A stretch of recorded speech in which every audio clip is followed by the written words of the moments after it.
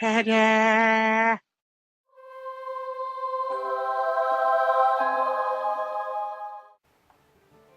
For this 3-minute rules, we will be looking at the turn sequence, and this can be found on page 12 of the large Warhammer Rulebook 8th edition. Just a brief note as we begin, there is a key difference between what is called a game turn and a player turn. Basically, most games are 6 game turns, and each of those game turns encompasses 2 player turns, or if you're playing Triumph and Treachery, perhaps 3 player turns or 4 player turns.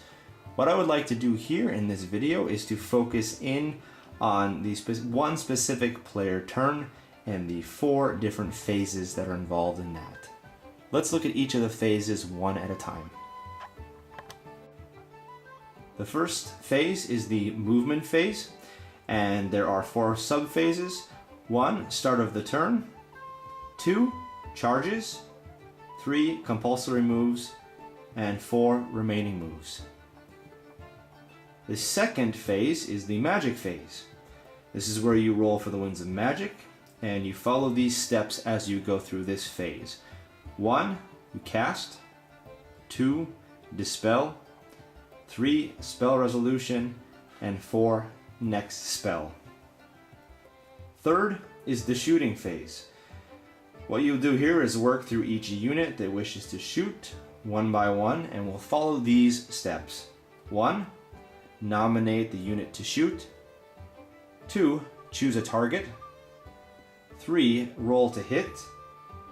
4, roll to wound. 5, take saving throws. 6, remove casualties. Finally, phase 4 is the close combat phase.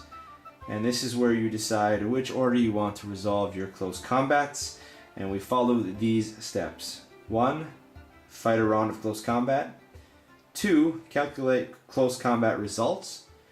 3, the loser takes a break test. 4, flee and pursue.